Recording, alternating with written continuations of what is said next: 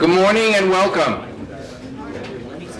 My name is Michael Sipser. I'm the Dean of Science at MIT, and on behalf of the senior administration, including the provost and the president, I want to thank you all for being here to help us create a new MIT Center for Statistics. Statistics, or data science, information science, big data, however you want to call it, is an extraordinarily important subject. I know I'm preaching to the choir here and stating the obvious, but it's something that I think needs to be said. And the importance has grown, in recent years in a qualitative way, due to our ability now to assemble and analyze truly massive amounts of data. That's been transformative to the field and also to the way the field is perceived. Now, as MIT has been invested in statistics. We know that. I'm sure you know that as well. We don't have a department of statistics, and we lack a campus-wide focus of activity in statistics. We do have a number of statisticians on the faculty, but they are in various departments, and we lack this sort of campus-wide nexus of activities around statistics that is important. So now we are going to build that. We're going to build a new Center for Statistics that's going to reach out and be involved with activities all across the Institute. And this time, we are serious about it. So over the past 2 years, no fewer than 5 faculty committees, and depending upon how you count, it might be as many as 7 faculty committees, have thought about statistics and thought about what a statistics effort should look like at MIT. That wasn't an easy task. There's a lot of different opinions that had to be sorted out and a lot of different interfacing issues that had to be worked out. I know because I chaired one of those committees. But those efforts have concluded in something that we think is very exciting. That's a recently announced new institute at MIT. And at MIT, we don't use the word institute lightly. That's the Institute for Data, Systems, and Society, or IDSS. The Statistics Center will be a major part of the IDSS. The provost, the Dean of Engineering, and I, as the Dean of Science, have all committed resources to this new effort, including funds, faculty slots, and space. I believe, and we all believe, that this time we are going to succeed. So we are holding this workshop today, bringing many of you, people who are top people in modern-day statistics, to help us shape what that new center will look like. So I thank you again for being here to help us with this new and very exciting plan. With that, I will turn the floor over to the first director of the Institute for Data, Systems, and Society, who's been working very hard at this over the past several years, and that is my colleague, Munzer Dalla. So thank you, Munzer. Thank you so much. Yeah. Thanks. Good morning, and welcome to MIT if you're coming from outside MIT, and welcome if you're within MIT. We're very excited about this event. I think we have a great set of speakers and great topics to be discussed. I thought this morning what I'll do, and I'll take 10 minutes to tell you a little bit about the vision of the Institute for Data Systems and Society, and how the Center for Statistics and the statistics effort sort of sits at the core of this vision.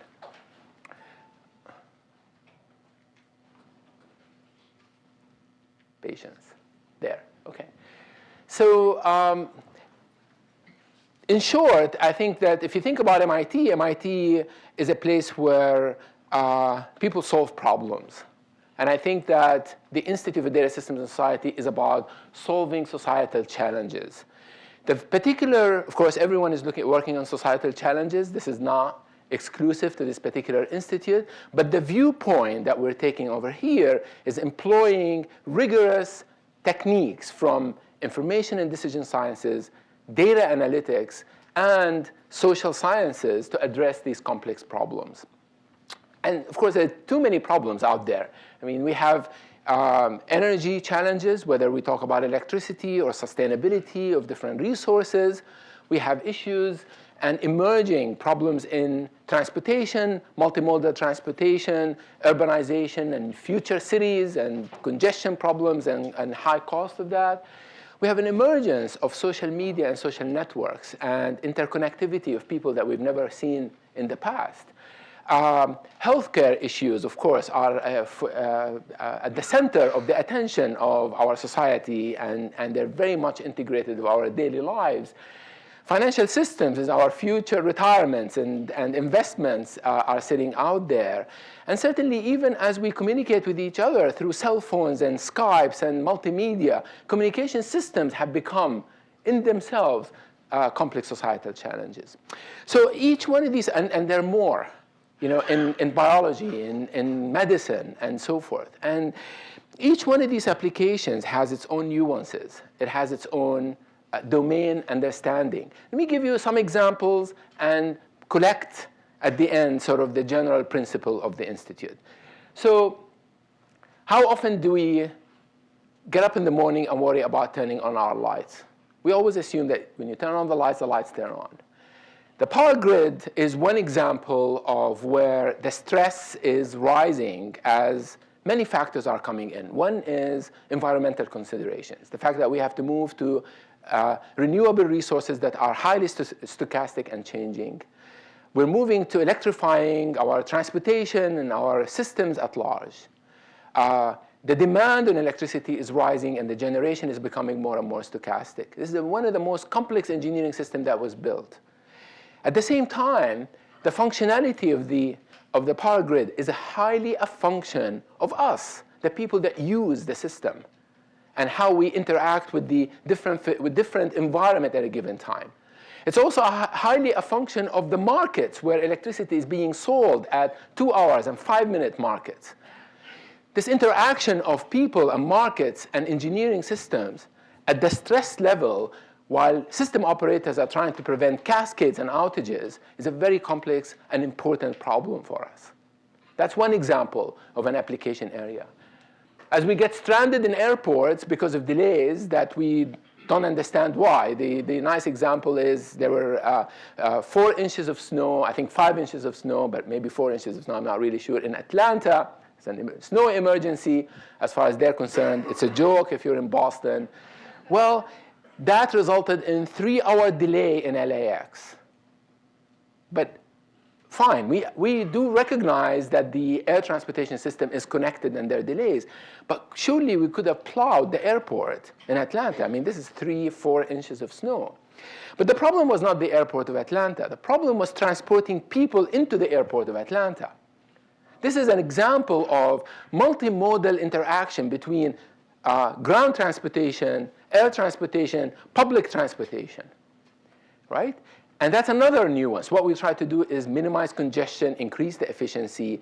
Remember that every player in that system has its own utility. The airlines have their own systems. People have their own utilities and so forth. Another example of complex problems that we would like to solve. And by the way, as you imagine, us moving forward into the future cities where data is going to be available about congestion everywhere, where we're able to change traffic lights and one-way streets and toll systems in real time, you can imagine the complexity of this problem rising and potentially cascades and failures increasing in an unexpected way. Examples where the government and the policymakers need to make policy decisions. And the question is, how do we support those policy decisions? How do we support a policy that says we need to cap CO2 emission by a certain amount, by, say, minimizing certain type of transportation systems?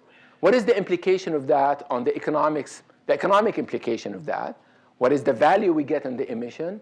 And how does that impact the medical benefits? And would the medical benefits pay for the cost of such policy? How do we analyze this system that has a piece in economics, a piece in environmental issues, and a piece in health?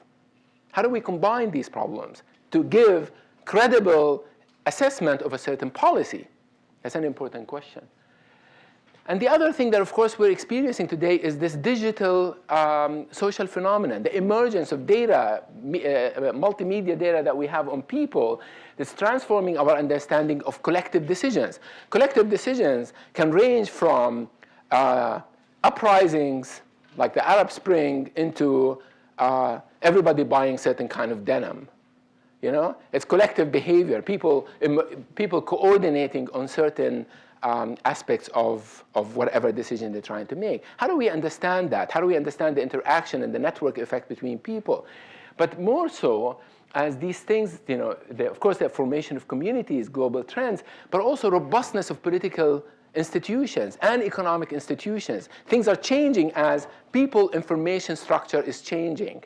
You know, people are raising the question of representative democracy. Is that a thing that works in the current day and time with the information access that we have? Interesting, very interesting social science questions emerging from this. And finally, I will end with one example from finance. It's an interesting example because right now financial systems are experiencing globalization. So not one institution is localized. Every institution is operating in a global setting, interacting with other global institutions. But more so, us, the creditors, are interacting with this system in real time. We have the ability to monitor that system through some variables that we can measure and act on these measurements in real time. Probably today, as you're sitting in this meeting, if you get bored by a talk, you can check your stocks. You can buy and sell from your iPhone. And that emergence of real-time feedback from the creditors is changing the nature of the systemic risk aspect and the efficiency of markets of this sort. So these problems are all complex, interesting problems. And if I wanted to say something that summarizes what they have in common, I think they have an interaction of three components. This is an abstraction, okay? One is what I will consider the physical and engineered system. This could be the biology, the physics, the engineering, and the protocols that decide how the system operates. But those systems are interacting with the social part. That's the people who are part of these systems, who are acting within these systems. That's an important component. And the third one is the institutions, the markets, the states, the regulators. And if you look at all the examples that I talked about, it's the interaction of these three components that decides on the efficiency and the correctness on the risk aspect of all of these examples. So the question is, okay, so how come we're working on this problem today? Well, we've been working on these problems before. People have been working on these problems. And the typical thing is that pieces of this triangle have been abstracted away, focusing on the engineering part or the economic part or the social behavioral part. But today, I think we want to combine all of these things. And we have an opportunity to do that because of one factor. And that factor is the data that we can measure, that we couldn't measure in the past.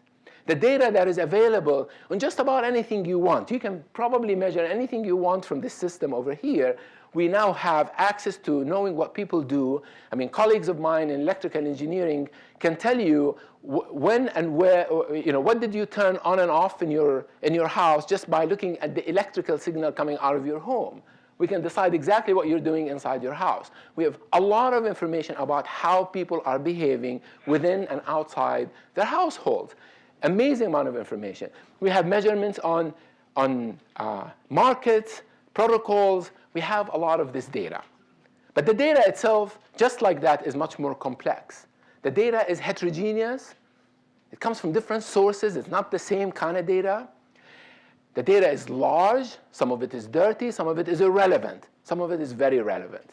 Some of this data is indicating low probability events, so very little data about something that we really worry about. So how do we take this heterogeneous, large dimensional data, worry about learning models that are verifiable, but also actionable? That we can do something with these models to design policy, to make decisions, to architect new systems.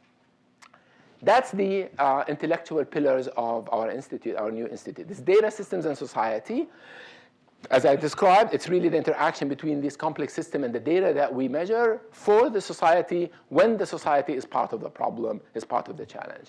And in order to build the intellectual pillars, here is the connection to this workshop today. There's really the rigorous aspect of analytical tools can be probably divided into two pieces. One that we refer to as the information and decision systems. This is where we think about dynamic systems, stochastic models, control theory, information theory, and so forth. And another piece of it, which overlaps, obviously, is what we call the 21st century statistics. This is what we're trying to get our main speakers to help us out. What is the 21st century statistics? Where is statistics is going, given the context of a lot of the applications that we're looking at, where the data is complex and it's big data, it's dirty data, is a lot of data in one context, less data in other contexts, right? Where is that field going? This is an area where, as Mike mentioned earlier, needs to be built at MIT, consolidated and built at MIT. This is where a lot of resources being put in this system. And of course, the societal piece comes from human institution behavior. This is direct interactions with economics and social sciences at MIT to complement this picture with respect to a particular application. That's the vision of where the institute is going. And you can see that statistics and data sits at the core, because that's the enabler for us to be able to look at all of these complex problems. And I said very little about even applications in biology and so forth, as these are standard in terms of the importance of data.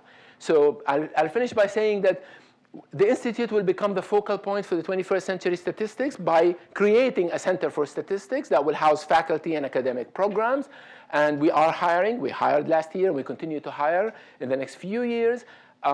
We are planning to develop academic programs, and we're looking for feedback and advice on how should we go about this? How should we develop these programs? What should we emphasize? And all the trade-offs that happen. Certainly, one thing to remember, and this is for our speakers as you think about what you're going to tell us, is that by the nature of the institute, we sit across all the 5 schools. We don't belong to a department. We do not belong to a school. And the premise behind this is that we need to collaborate with all the 5 schools. We think that collaborations with computer science, with engineering, with brain and cognitive science, all of these are critical for the success of the mission of the institute and the center. And so the feedback and advice of how we go about this will be very helpful. And certainly the objective is to enable the research in the societal problems. So this is what we gather today for the inaugural symposium, the 21st Century Statistics at MIT. I first want to thank the organizers, my colleagues, Emery and Anna, and I would especially thank Mike Jordan for all the time that he devoted with us and the advice and feedback that he's been giving us. He's been a great friend to this effort, and I appreciate his work before the workshop and the fact that he's participating and giving a talk in the workshops. I appreciate that. And here's our speakers. Thank you all for taking the time to come and help us out. We look forward to engaging you in the next day and a half or 2 days. I look forward to a fantastic event. So thank you all for coming again.